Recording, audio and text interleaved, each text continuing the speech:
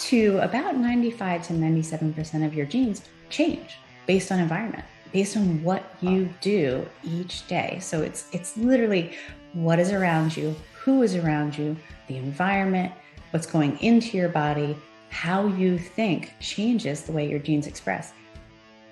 We begin to age when we're born. But do we have to accept that mental and physical decline is part of that process?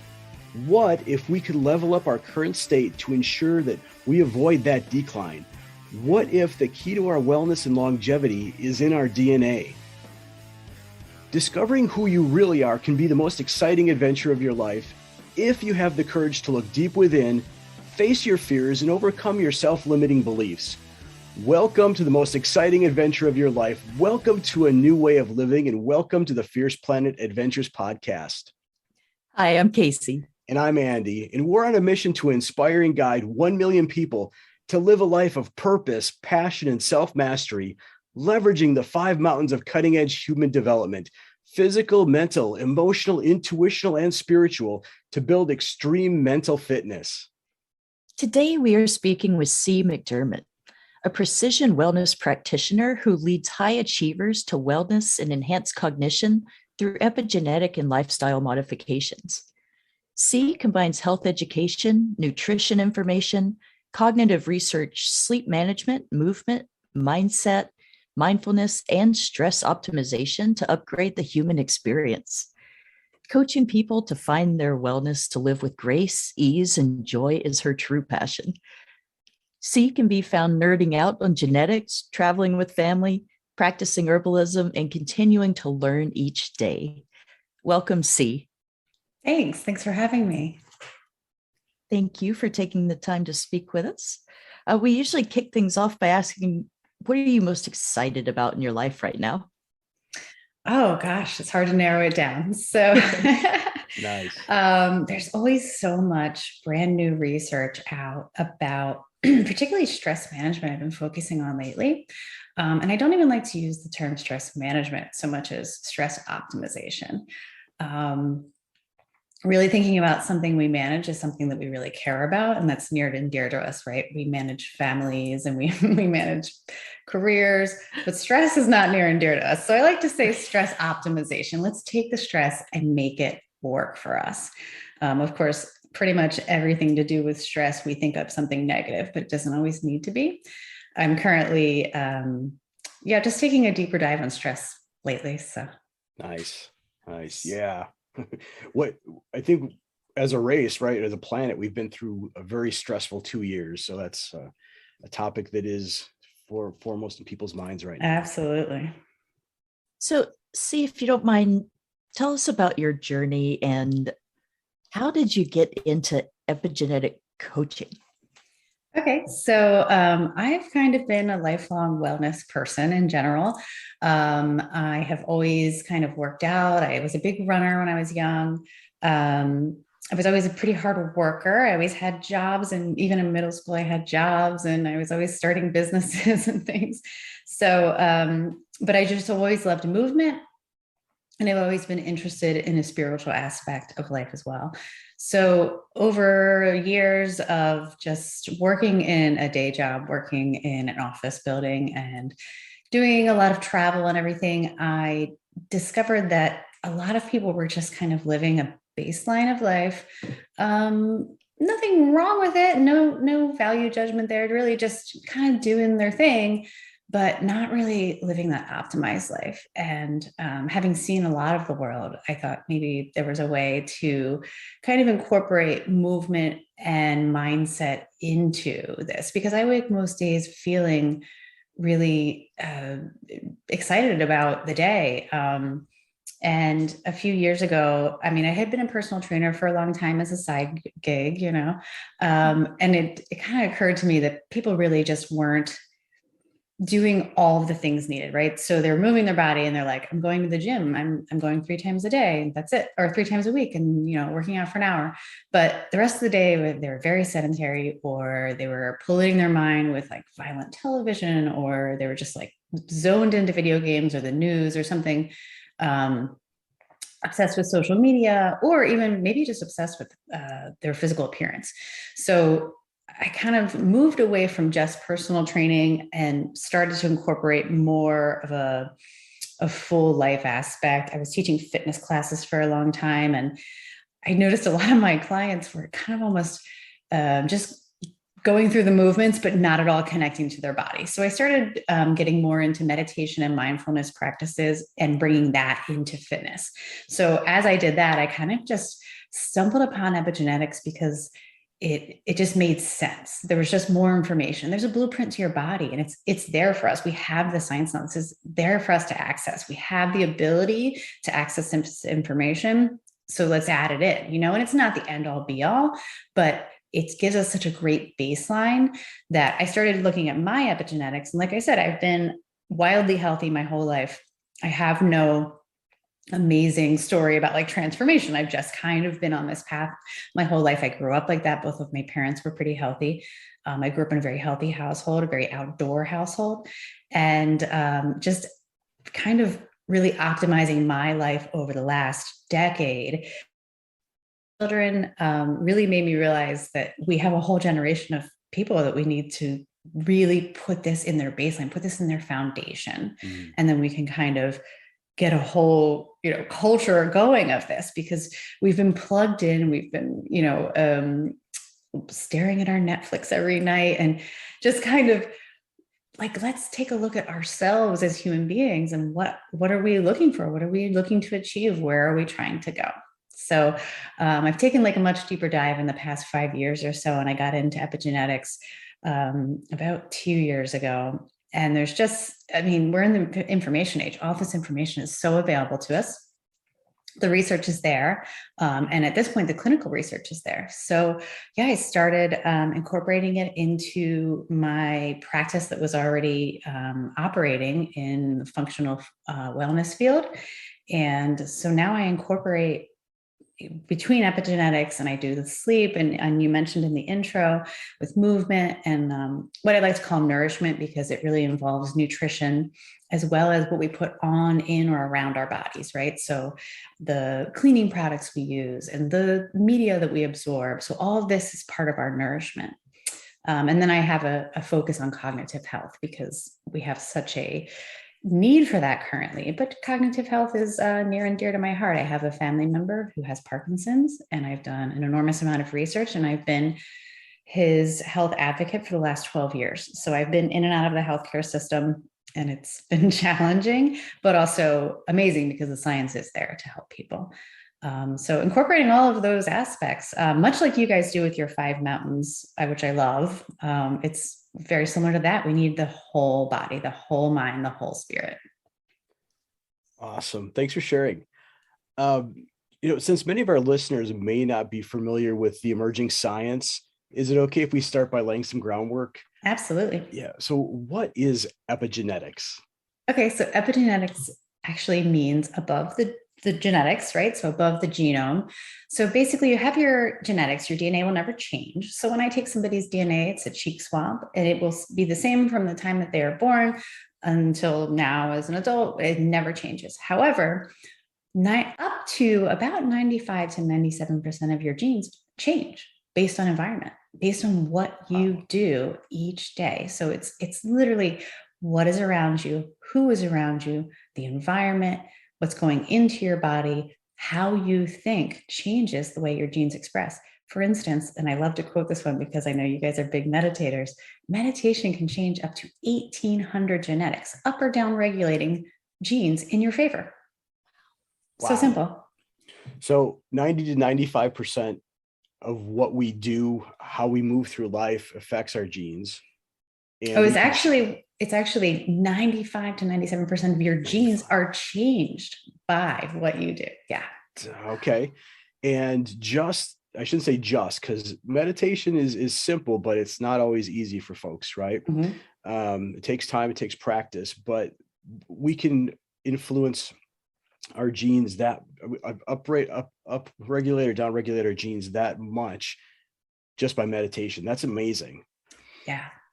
So how does epigenetics differ from genetics? So genetics is generally taken, and for good reason, our healthcare system set this way, but genetics usually takes a look at disease and probability of disease. So there are some diseases, there are 6 diseases that are genetic diseases. And right now, the only way that we have to deal with them is through managing symptoms. And those genes are like Huntington's, cystic fibrosis, so some of the more major diseases that you've heard of, sickle cell. So when we have other diseases that we often hear people say, it's in my genes, I might have diabetes, it's in my genes, cancer. There is no one single gene for cancer. There is no gene for diabetes. That's just false. And unfortunately, it's not well known.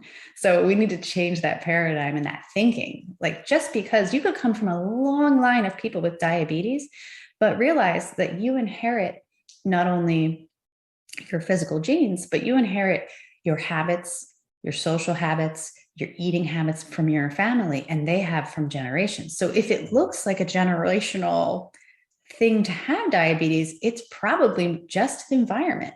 There are certain people that will be more predisposed to having the genetics that would put them in a position to have diabetes, for instance, like insulin resistance issues. However, with the proper environment, with the proper information, and really working on that lifestyle, they have no greater chance than another person who has no predisposition. Wow, that's pretty powerful. It's a game changer. And if I could tell your million viewers that you're looking for, we have to tell everyone, because it puts the power back in the hands of individuals. It's not in the power of, oh, this is what I was born into. Our circumstances we are certainly born into, but we can make a lot of changes, even with few resources. And if you have even more resources, you can help others do the same. So this is most likely an oversimplification, but if I get this right, genetics are what we're born with, like blue eyes, my height, so to speak. Epigenetics are things that can be changed by our environment and behaviors and lifestyle. Exactly. Yeah. Wow. Would you mind telling us why, I guess, in your words and opinion, why is this emerging science so important? Why is it such a game changer? When I think about energy and vitality, I think about a kid. They have the energy to play, run around, climb things. That energy that feels like you just can't contain yourself. It's the stuff we've always wished they could just bottle up and sell to us, right? Well, this company's found a way to do just that. Amari's Happy Juice Pack. Mood, motivation, energy, things our bodies can naturally produce when both our guts and our brains are happy and communicating. And we can actually improve that process of communication across the axis of the gut and the brain. This is cutting-edge science. This is game-changing information. This is where science meets soul. This is Amari, and we're helping people feel better naturally. Boost your serotonin and GABA. Balance your neurotransmitters. Nourish your gut. The things that make you want to do. Start feeling better the natural way. Check out the links in the show notes for discounts and more information. Well, I think the idea is that most people are victims of their genetics, right? I think people don't have the information to say, oh, I can prevent this. I mean, I think we're coming around to, oh, okay, well, this vitamin or mineral is cancer preventing, we'll hear things like that. However, people think, oh, that's just good. I'll just do that because someone in my family has cancer, so I might get cancer too. But it's like, we could really take a foundational approach and realize that everything you do affects the outcomes of your health. And this starts in childhood. If we start that child out with the proper nutrition, the proper mindset, even in small children, we can really avoid that dis-ease later in life and hopefully avoid actual disease. Could you paint us a picture of kind of what that might look like, how everyday environment can cause epigenetic modifications?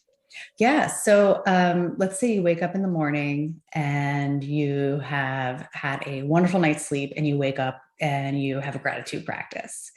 Then you get out of bed, you do, let's say, some meditation or yoga. You really just have positive self-talk. You perhaps have like a mindful cup of tea or coffee, but you use caffeine or stimulants in a way that support your body, because there are indications of how caffeine works with certain body types. And then say you pack a great lunch to take to your office. You drive to work, but you leave tons of time so you're not stressed. And then you get there on time and you greet your coworkers and start your workday. So that's probably pretty optimal for most people, right? Might not be true or practical for most. I feel like that is my casual, normal morning because I set myself up for that. After many years of not doing that, I will admit. But we have the opposite of that, which would be you wake up through an alarm. The alarm wakes you up and you're like, oh no, it's another day. And you have this negative mindset. Oh, I slept horribly. Oh, I have indigestion because I ate too late last night. And, it could go on and on like that. Then you're rushing and you drink too much coffee. Then you spill some coffee on your shirt. So you got to change your shirt. Now you're running late and you get to work and you're like, oh, I hate it here. And the people are terrible, so even just literally every part of your day, and you skip breakfast or you don't fast or whatever you normally do. So all of these things add up. And as little as a few weeks time, we have shown through research that epigenetic changes are taking place. So different parts of your brain show in brain scans when you have a positive mindset. It adds to your brain power. It makes you more focused. It makes you more, really just pleasant to be around, right? Everybody likes that. But then when you're more pleasant to be around, you have greater social connections, which is proven to show longevity, right? There's just so many aspects of it that it literally is every single thing you think, do, or how you move, everything about your day adds to epigenetics. Now, and it just upregulates your genes. Now, not to say that people that have an optimal lifestyle, which I consider myself too, not to say I don't have bad days. My husband was away this weekend and he took a red eye. So he's sleeping right now, right? So optimal time to sleep is definitely not 8 a.m. But, we still live our lives. We still have to be human beings. So he had a fun weekend golfing, but he's going to be paying for the overnight flight today and he'll get some sleep. But when we have that foundation, he's going to bounce back very quickly. So he'll be able to say, well, normally I sleep 8 hours and we start every morning with a 2-hour sadhana practice. So tomorrow morning, he'll be back on track and ready to go. So it's when you I like to think of it as like preparing yourself so you don't have to prepare yourself, right? Like you already go into any stress, any challenge, and something as little as a red eye flight, obviously no big deal. But if you let's say you get a medical diagnosis, you've done the work. So, you don't need to now prepare yourself. You've prepared yourself so that you're able to better cope with things. Yeah, beautiful. We call that morning practice, preparing in your mind before stepping foot onto your battlefield for the day. And, substitute battlefield for work environment, workspace, whatever challenges, doctor's appointments, whatever you're facing during the day. So yeah, it totally resonates with us. Yeah. Do you have a sense of what role ancestral experiences play into our epigenetics? Absolutely. So, and from a biological standpoint, a woman's eggs are in their body in utero. So you really are experiencing what your grandmother experienced when she was pregnant with your mother. You think about that, right? Mind blown, right? Like there's all kinds of examples. A lot of people will cite the Dutch famine. So this is just the most articulable. I don't know if you've heard of this, but essentially women that were pregnant and experiencing very low caloric intake, their children and thus their grandchildren, because again, the fetus of a female has all their eggs when they're in utero. So the children and those grandchildren basically were epigenetically modified. Their genetics were modified in utero to be calorically efficient, right? So they don't need a lot of calories to survive. So then when the famine was over and these children were born and they grew into adults, they had massive issues with obesity, and so did their children. Such a simple thing. So they found the same thing in men who had the sperm of men are basically generated between the age of 12 and 14 is when that baseline is made. Now, those changes can continue through life. However, they've found that, again, in very, very low caloric intake, I think there was a study in Ireland where during, again, a famine, that men that were adult men that had children when they were 12 or 14, they were basically fasting. So they had a similar effect.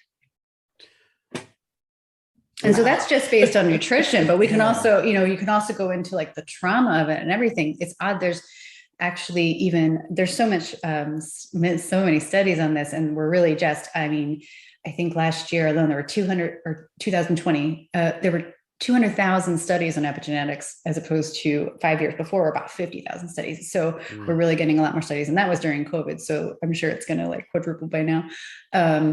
But even just trauma in a pregnant mother can lead to a grain sensitivity. What an odd thing, right? But there's a connection, and they've made a lot of connections with different genes and what maybe a mother experiences, or the age of a father at conception, and then of course through childhood too, which is not to say, scare any future parents or parents of young children. We're not going to mess up our kids. We're doing the best we can, right? But when we have this information, it can be helpful, and we can make those changes. Right. Yeah. It certainly makes you think about every choice you're making and how it's not only affecting yourself. Absolutely. And that can be scary to some people. I have people that are like, I don't want to be this accountable, but guess what? You are. And it's not, we can't blame it on our genes anymore. It's just a fallacy. And it's a game changer, because people, we're not really living in a current culture of like accountability, but we need to be, I get the choice, but it's also not only my responsibility, but what a great right I have that I could get to do that I get the ability to change it. Yeah. Flip the script a little bit. It's not that I have to, it's that I get to.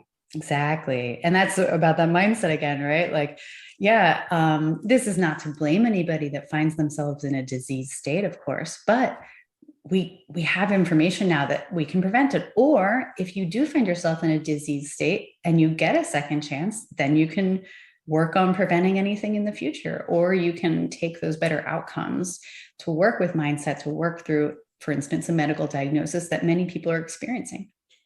There's so many factors stacked against us even before we're conceived. Yeah. It would be really easy if I were a negative a lot of the time to just throw my hands up and say, I quit. It's not my fault. I didn't do it. But it sounds like the good news is we can change epigenetics. Right. How do we go about making those changes happen?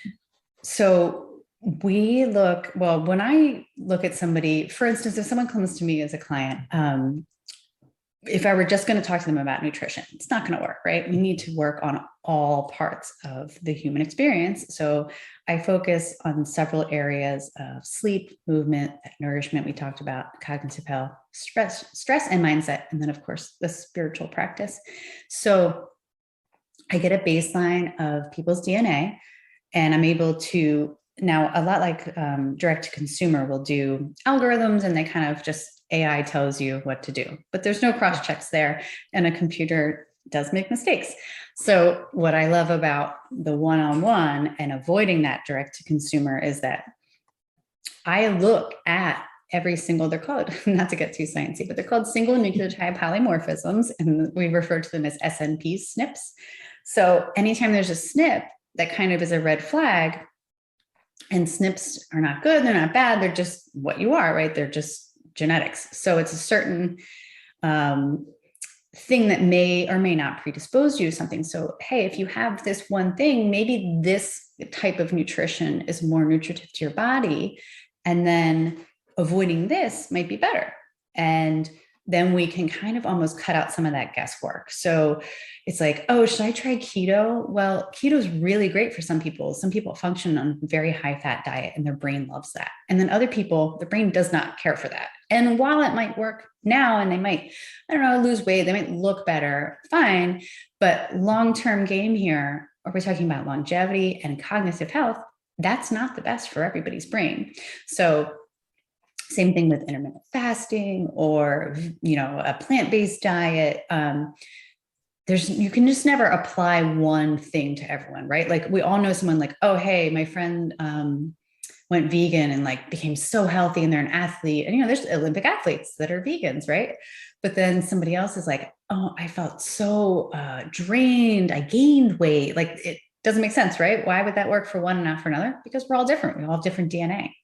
And even though our DNA is like 99% the same, that 1% is what makes the difference. So you can't apply it across the board, which is why I just love to get that baseline. And I combine that with people's life experience and what they're actually experiencing. So is this expressing in their body? People often come to me fully optimized. They're living they're living their best life. And they're like, where can I make positive change? Absolutely. We can go to fully enhanced here, no problem. And then sometimes people come to me and they're not feeling quite as good. Maybe they're experiencing some digestive issues. The most common age, I was just speaking with a partner of mine who works in the medical field, and we determined that the hormonal change that happens between 35 and 45 seems to be the baseline where people start to have those digestive issues. And we can take a look at your genetics and say, okay, maybe this is causing a little irritation. Let's remove this. So we don't have to necessarily do the full elimination diet. We don't have to necessarily put the body into that type of stress. If we can start where it seems more obvious, and then of course, taking a look at it and actually seeing how it affects the body. So in the context of the person's life, like some people will be like, I'm like, okay, you have a sweet tooth gene. And they're like, I don't like sugar. I don't eat any sugar. Great. It's not expressing because you get enough sleep, because you're not stressed, and so it just depends on the individual, which is why I love actual epigenetic coaching, because looking at your results on paper, number one, can be scary if it's out of context. And sometimes computers make mistakes. So, the AI is not always correct, which is why I like to really go over, I spend several hours with each client going over their results before we even jump into coaching. So it's really just, hey, this is what would serve you best. Let's take a look at it. What are you already doing? Where is it expressing? And how can we change and make it feel better? Where does it feel good? Where can it feel great? I love this concept of taking the science of our bodies and combining it with our natural processes, and just the levels of possibility here is just amazing. Yeah. I mean, the world is so open to it, and we have so much room to grow in this industry, where we really can bring this to so many more individuals and really get the word out, like you're in charge. Yes. And one of the things we often talk about is just how the current medical industry is not geared towards the individual. Not at all. And this just opens up that door, just opens it wide open to personalized healthcare, which is amazing. Fully personalized. And really, I mean, listen, we have personalized algorithms to see what kind of shopping you like. Why can't we do that for our health and wellness? Let's apply all that science. Let's use some of that computer technology where we need to. Yes. Well, that, and including the coaching, which has the intuition of the coach. I mean, that to me is more beneficial than any artificial intelligence that has no experience with people. Yes, absolutely. And there's definitely, there's not too many epigenetic coaches across the world. There's only a few dozen of us, really. So we get together pretty often. We do have a call each week. We have 2 calls each week, actually, where we talk about where we go over clients and, some things where we're hitting roadblocks or anything, encourage each other and talk about new information, new research. And of course, we collaborate consistently with new research because it's kind of constant. So we all kind of have our specialties, and that way we're able to really collaborate with each other and bring, all the information that we can find to each other. What's resonating for me here, Cee, is that, in this world of biohacking and hacks and shortcuts, This one is actually pretty beneficial. And what I mean by that is, you had talked about the elimination diet, right? And that's a process. You eliminate this type of food and then see what happens. And then you eliminate that type of food and see what happens. This drills down so much more or more quickly that you don't necessarily have to go through that process. Is that correct? This episode of Fierce Planet Adventures podcast is brought to you by 5 Mountain Coaching, licensed unbeatable mind coaching, integrated accelerated vertical growth across 5 domains of cutting-edge development designed by retired Navy SEAL Commander Mark Devine. Learn the Big 4 skills of mental toughness and resiliency. Discover the 6 pillars of performance. Test your mettle with custom-created crucibles across all 5 domains. Visit 5mountaincoaching.com to schedule your free 1-hour unbeatable mind coaching session. That's the number 5, mountaincoaching.com. Begin your journey to becoming unbeatable today. Yeah, I think we really can narrow down where to begin. And it's not always exact. Again, this might not be expressing an individual, but I find that most of the time it really does let us hone in on where we need to focus. Mm-hmm. And then, of course, the other things begin to fall into place, because I am kind of working on all of these aspects with my coaching clients the whole time. But there are times where it's like, all right, we really need to focus on nutrition right now. We really need to focus on getting the movement right. But all of the things are taking place at the same time. And most people just kind of find that transition much simpler, and they find it that they'll stick to it more, because not everybody is, has gone through training as you two have and really has the ability to stick to something. People are still out living their lives, just still dealing with, school report cards and mean bosses and all the regular stuff that we deal with, right? We still have to step into the real world. And I think over the past few years, we've realized, working from home is a great thing for a lot of people, but not everybody likes it. So they still have to go to an office. You guys were able to step fully out of the paradigm, which is amazing, which I love, but not everybody can fully optimize on a daily basis, right? Like there are times where it's like, hey, I didn't have time to go to the grocery store, I have to get takeout, but at least we can figure out where we can make those small changes, and they're easier to stick to when they work. People love results. It's not always easy. It's not always fast, but at least we can kind of narrow down where we need to be, because there's so much information out there, particularly, while we love the information age. Like you go on Instagram, you're going to hear 9 different opinions about 2 subjects, and all of them might be incorrect. So, and particularly for you, they might work for some person, but, you could go on Instagram. It's like what I ate in a day. I don't care what you ate in a day. That doesn't apply to my DNA. So what is it? Personality is not scalable. Yeah. Perfect. Yes. Absolutely. So let's go back to the DNA testing for a minute. Now, I think most people are familiar with all the ads on TV and the internet about genealogy and DNA testing as it relates to that. Is this similar? How does that relate? And, it seems to me that, and this is the big question I think that should be on a lot of people's minds, is what happens to my data? Perfect. So direct to consumer, most of those, I think, with the exception of maybe one, own your data.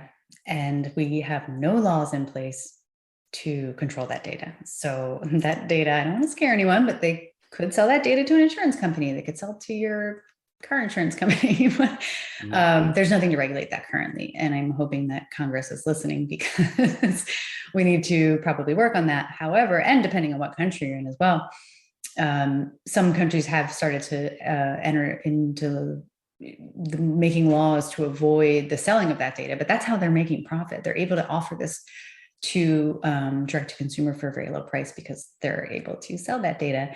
The company that I work with is the leading company. I am confident by far, we have number one, the best algorithms, but you own your data. It is a simple cheek swap. In fact, I have clients that use a Proton mail address and only a code.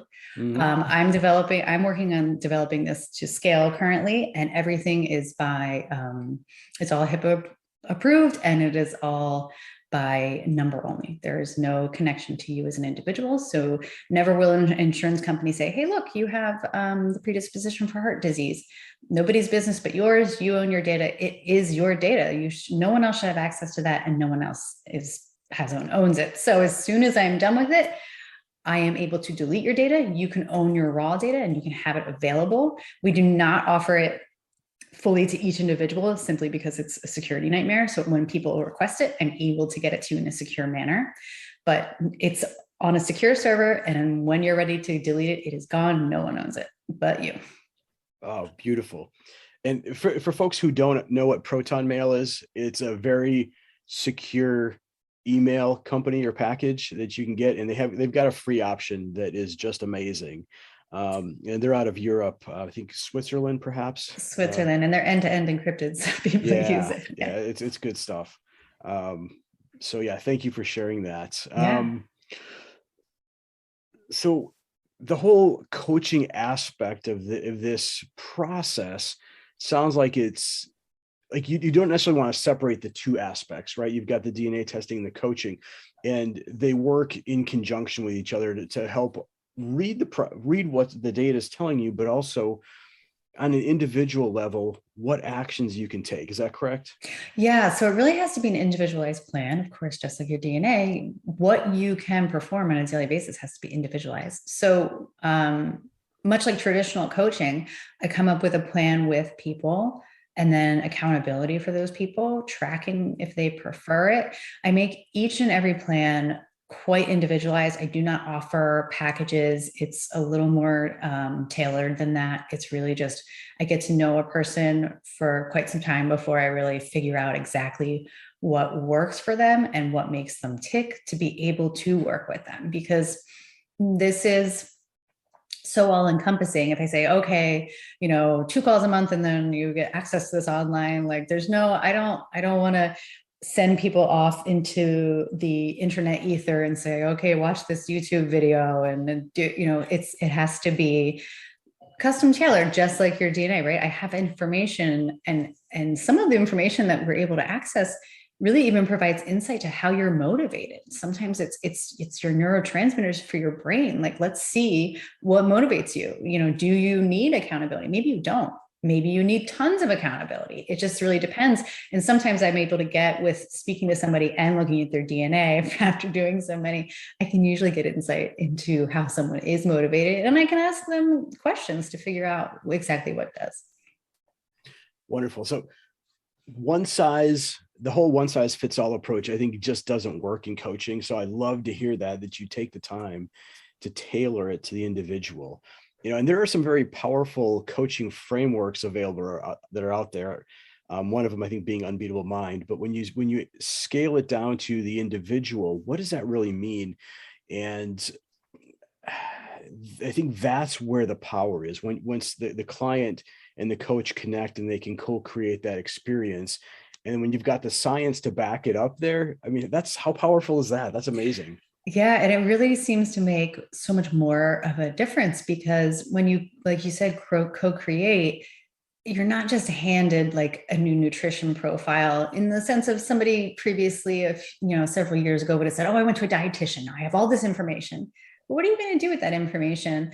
But coaching allows you to really not only find, because I have a huge education aspect to it, I'm not just giving somebody a list of things. Okay, eat these things and you'll be fine. Right. Yeah. So we're able to say, do you like to eat this? Do you? Okay. Well, like, let's eat, let's put this into the context of your life. And that way you really kind of come to get to know the individual in front of you and work together. And then, of course, I don't want to coach people forever. I want to coach them until they're confident to do it on their own. Right. I want people to move out into the world with confidence and the information that they require and the ability to gather more information as it comes. Just thinking about, again, how powerful it is to combine the science with the holistic training. And it seems like there's such a tendency for people to get a diagnosis or, even blood work and just, oh, well, this is wrong with me. Or you see, like you were saying, just because something presents as a predisposition doesn't mean it's showing up. And so, again, getting to know that person and who they are, using your intuition and not just jumping on every little bit of information is So part of that coaching process, where do you bring in like breath work and the meditation? Is that just, do you start out there or? So I guess it would really depend on the individual. A That's lot of fair. people come to me and they're like, "Oh yeah, I'm super into this breath work." A lot of people do. Wim Hof is super popular, so a lot of people come to me with that. And again, those don't fit everyone, right? Wim Hof is not for everyone. Right. So, just like cold plunges are not for everyone, sometimes people have to do a cold shower. Sometimes people don't want to do it at all. Maybe you're better with sauna. These things really, and again, certain breath works will lower your HRV. Some of those things will downregulate genes that we want to downregulate. Meanwhile, we could over oxygenate ourselves if we do a certain type of breath work. So we have to see where people are.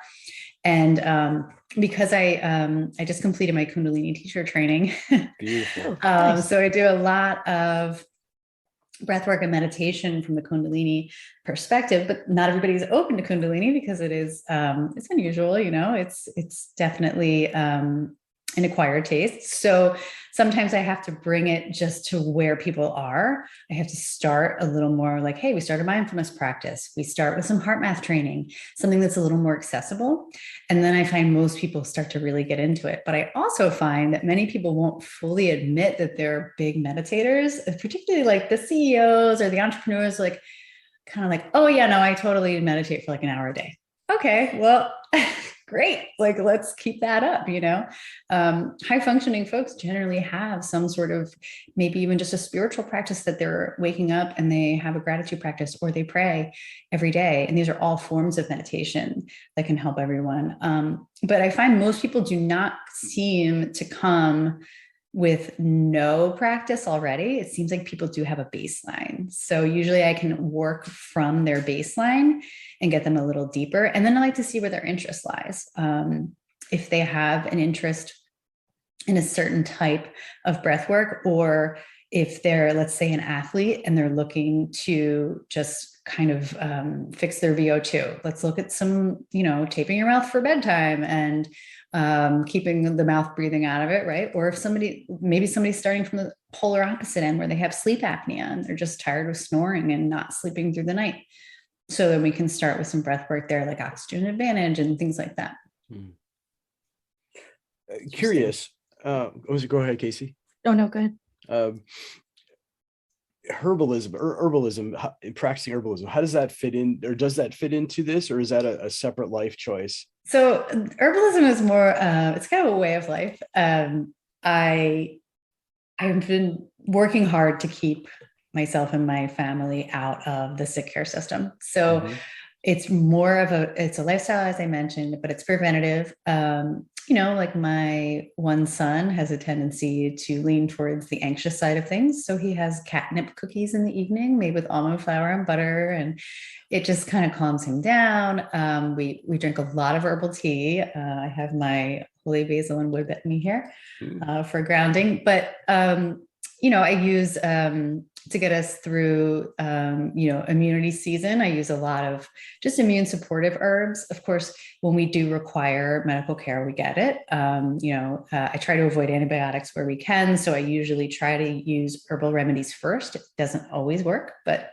it's just something that I really believe in, using something that came from the earth to nourish bodies that came from the earth. But I, of course, I still have respect for pharmaceuticals where needed. I was sick in Mexico when I was just on my teacher training a few weeks ago. The majority of us got sick because we were just in Chiapas, and that's what happens in Mexico. But I was able to use the herbs that I brought for that purpose, knowing that could be a possibility. And I was able to avoid antibiotics. Not the end of the world if I had needed antibiotics, but I got my gut health a little boost, and I wasn't, starting back at scratch trying to build that gut health. So, and that way I was able to get on a plane and come home. So, So more options, time and a place for everything. Absolutely. And allopathic medicine is certainly powerful and can certainly be of great use, as well as herbalism. Did you have any, so with regards to epigenetics, I think this is one of those emerging topics that I just don't know what I don't know. So is there anything that we missed during the question and answer section or portion here? No, I mean, I think a lot of people, so one of the main questions people ask me is like, are you going to tell me when I'm going to die? Which I don't know why people come up with that. That's like the main question I get at parties. I don't know. So no, I will not be able to tell you when you're going to die. But again, we can just find where we need to optimize. And yeah, there are certain aspects that may show me where you could be more likely to have disease states. And with prevention, oftentimes those very same genetics are actually preventative for the very same thing. It's just the proper lifestyle needs to be in place. So yeah, it's not always preventative either. Sometimes people come to me and they say, well, I'm experiencing, or I have in the past experienced this.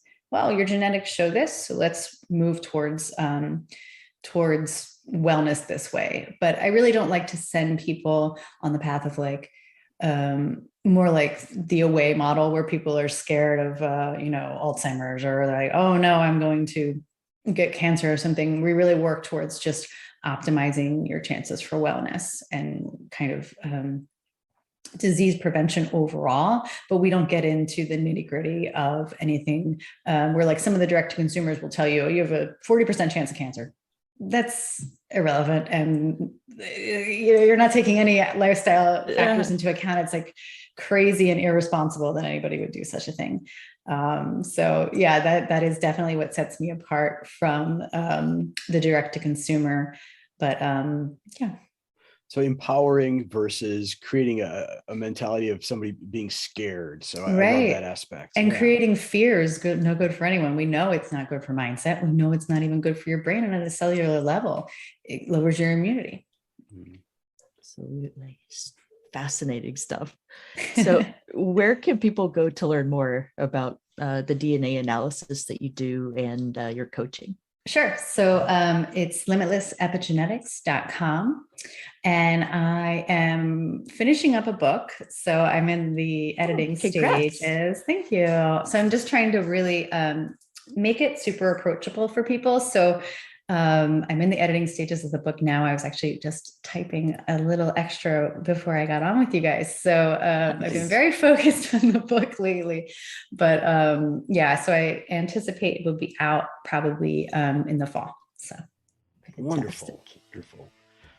Well, Cee, thank you so much for taking the time to chat with us about this emerging science of epigenetics. And I think, based on what I've heard and based on some of the training that we've had, this is some powerful stuff, and this is a great insight into the next level of development for humans. So thank you. Thank you. Friends, if you found the Fierce Planet Adventures podcast helpful, please consider leaving a 5-star review on iTunes or your podcast platform of choice. It helps others find our podcast. If you screenshot your review and tag us on Instagram, we'll send you a classic Fierce Planet Adventures sticker. For your water bottle, cooler, car, send us a direct message with your mailing address on Instagram, and we'll send you that sticker right out. Thanks for joining us, and live fiercely.